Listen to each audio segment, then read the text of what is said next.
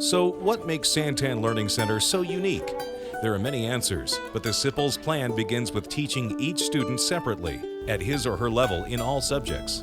We want to provide a safe environment for children where they can, as Rita always says, be at their cutting edge, be challenged, be supported, and that's different for every kid. Doing a great job. Every student, we look at their unique needs and where they are at, and we meet them where they are. We don't expect them just to come and jump to where we're supposed to be.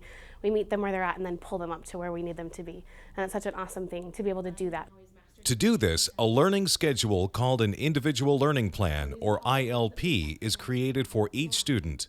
The students are tested each quarter, including the first 2 weeks of the school year. It does take a lot of time to analyze all of that data, group my kids accordingly, and then write goals that will help them be successful the next quarter. The teachers needed time, and so we have allowed them half days in their calendar this year to make sure that they have the time they need to sit down and analyze the data, reflect on that, and set meaningful goals for students. And then for comprehension, to make relevant connections between earlier events and later events. Then, at the quarterly parent-teacher meeting, the individual learning plans are shared and updated based on the results of those tests, as well as teacher observations.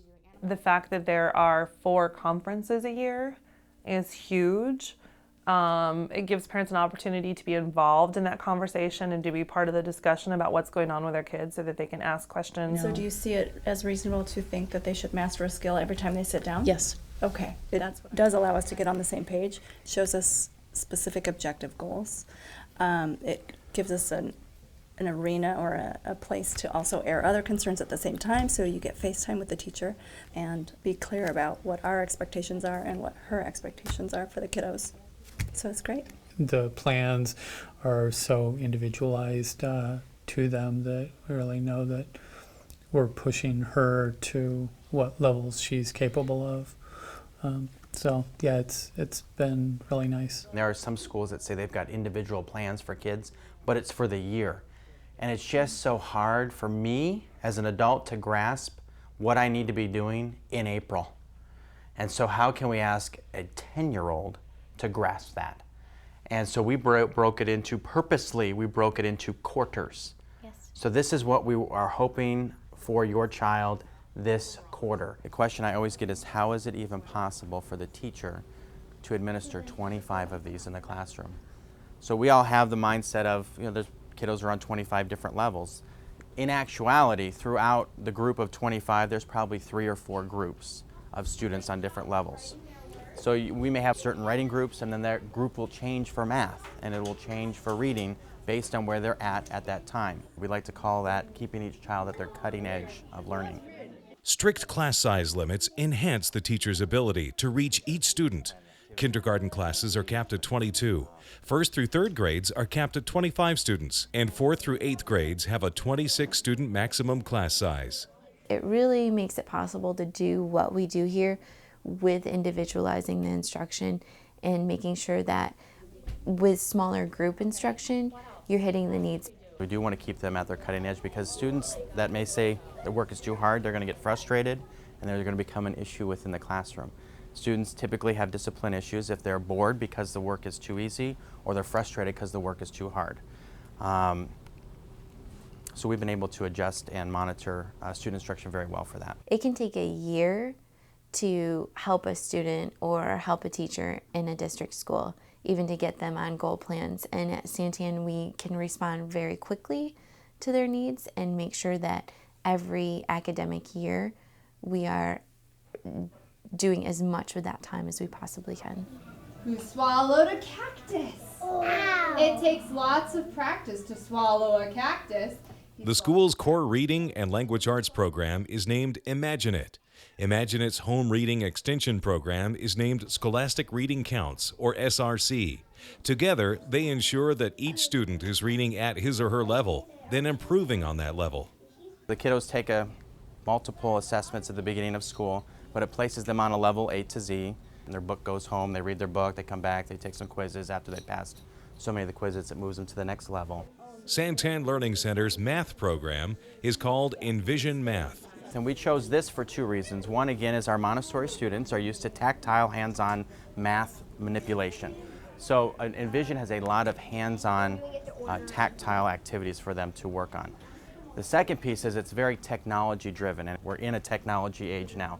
So a lot of our math centers that you'll see in the classrooms, the students are working on computers at their own level. The homework system at Santan is tailored to each student as well. The level B's homework, if that's working, I'll keep her I there. think it's working as well. Each quarter at the parent-teacher meeting, parents choose from 3 levels of homework for their child. Each family has their own schedule, and so the family is allowed to choose a homework level A, B, or C. A starts out at every grade level with reading every night. B adds math onto that, and C many times adds a language arts component to that. So depending on if they want 20 to 30 minutes of homework, or they're thinking a solid hour is more beneficial for their child, the parent gets to choose what's going to be doable for their family. We want to tailor our homework so that the students are still getting practice at home to reinforce what they've learned, but we also want to make sure we're accommodating with whatever they're doing outside of school. My kindergartner that we started the school for is now in 5th grade, and he does football, and he does piano, and he's got violin, and we have lots of outside activities after school. So for me to do an hour and a half of homework a day is just not going to work. So we're level A. And for level A for him is 20 minutes of reading a day.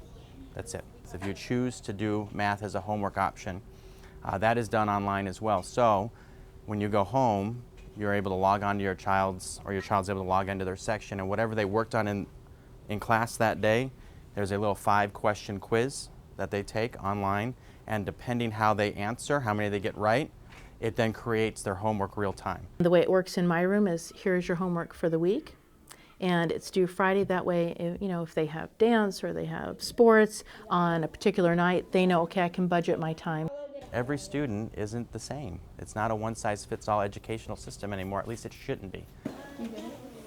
Santan Learning Center offers self-contained gifted classes to qualified students in 1st through 5th grades. In the middle school, gifted students typically test into advanced placement classes. Unlike most schools that teach gifted students 1 grade level ahead, at Santan, there is no limit to how far ahead a student may be learning. I do have 4th graders in a 7th grade math group because that's where they need to be.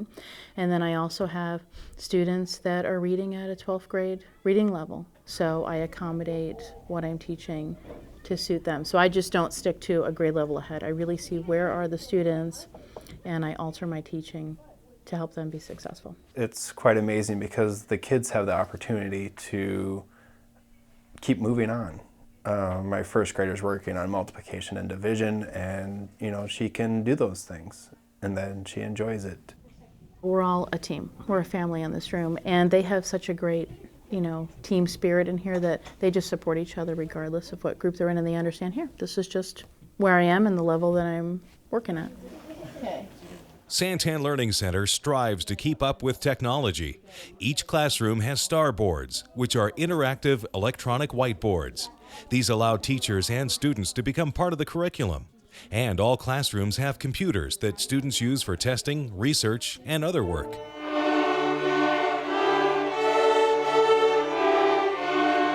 Students in kindergarten through 5th grade have music class weekly. In middle school, students can choose a daily music course as an elective. Oh my goodness, Santan's founders aren't only focused on academics. They take into account a child's need for physical fitness as well. We have PE every single day for every single child. 30 minutes at least for every kid, and we do a bunch of different things to incorporate the love of PE for kids. Our biggest thing is to make working out fun and enjoyable, and so the kids can carry that through their adult lives. I just really love fitness, and I love PE, and it's a huge part of my life, and so it was one of the main reasons I came. The coaches here are among the favorites of both children and their fellow teachers. They have seen the benefit of daily PE in their classrooms because the kids get to come out, they get to exercise, get their energy out, and they see a difference in their attentiveness in the classroom. The music and physical education classes and library are funded by parents who donate to the school using Arizona's education tax credit. Each parent can donate $200 or $400 per couple directly to the programs. The entire donation is deducted from their state tax bill. It's a way for parents to be sure their tax dollars are being spent at their children's school. And it's a way to be sure that our children get vital physical education and music classes regularly. And a library that supports learning. It's always at the forefront, building that relationship. Another unique characteristic of Santan Learning Center is that teachers here are trained in a core philosophy called Love and Logic. Love and Logic teaches teachers to handle just about any situation with their students in a non-judgmental way that helps students learn from their mistakes. Love and Logic has over 20 years of research behind it, and it is at the foundation a program that's based on mutual respect. We get to know the kids through the Love and Logic by building a relationship and bring those relationships into the educational journeys. And with Love and Logic, it's something that we really stress on, building that relationship first with the child. Because if you don't have a relationship with someone, why are they going to respond to you? The personal relationship between student and teacher pays off when there are problems to solve. When you fell down on something, she would always pick you back up and make sure that you accomplish what you were trying to do. Our teachers do an initial 2-day training offer on campus for the 9 essential skills, and then a very campus-specific training. And then each month, the teachers participate in a Skyping session with our Love and Logic coach. And then every quarter, our trainer comes in and observes the teachers, and then does a individual coaching with them to help them with some of their challenges. She continues to come in throughout the year and kind of observe and see, okay, I think you're doing this great, and this is what I've noticed and what might help you. And it's been really helpful. So whenever I have a kiddo in my classroom, especially one that might be having some behavior problems, I always make sure I really understand that child. Maybe their interests and their likes and their dislikes and things that could be a really good motivation for them to help them be excited to be in my classroom, And so using those things of, hey, I noticed that you like to play football a lot. And so maybe finding a football activity that I could bring into the classroom with math or something there, with language arts, maybe reading about a football player that would make them really excited about what they're doing. And then making sure that when they do make mistakes, that I let them know it's okay to make a mistake, but we have to learn from it. Most of the things that we see are things kids can be counseled through and talk through, okay, here was the situation, here's what you chose to do, how did that work out for you? Well, not very well if you ended up at the principal's office. Who was impacted by your actions? What can you do to make it up to them? And in the future, if this situation occurs again, what are some better options for handling that? So here's the adult still leading that conversation and directing the child to where they want them to go, but in a mutual, respectful way. We want them to be problem solvers. They're going to have to do that in high school, college, the workplace, and it really just helps them give those tools that, okay, you know what, I can solve my own problem. When you truly have an environment of mutual respect, it keeps everybody in their thinking part of their brain, because when somebody perceives that either they're in trouble or they're in a situation they're not safe, then they go to the fight and flight part of their brain. And so you just really keeping everybody in their thinking part of their brain, people are really able to make decisions that are good, make choices that are good for them and good for their futures. Love and Logic helps teachers work more effectively with students who have more energy than most. At Santan, that energy is called spirit. One of the things that Rita and I truly believe is we would rather have to channel spirit than impart it, because it's hard to create energy in life. It turns out the Sippel's first child, Chris Jr., is one of those whose spirit needed to be channeled and protected instead of stifled. I saw it happen to kids in kindergarten. They were identified as the problem children if they had a lot of spirit, and then they were sent to the office, and then they started to learn, I'm the bad child, and I'm worthless. And then that followed them their whole school career. Being able to let that child express themselves and be unique is something that is really, grown here at Santan. We really allow the children to do that. If they want to sit at a table, if they want to sit at the floor, doesn't matter. As long as they are doing what they need to do and getting their work done and learning. Every year we've gotten better, and to watch our staff evolve, it's been amazing. Love and Logic, it's more than a program, it's a core philosophy that we follow, and so children make mistakes, and this is their time to learn from those mistakes and improve as people.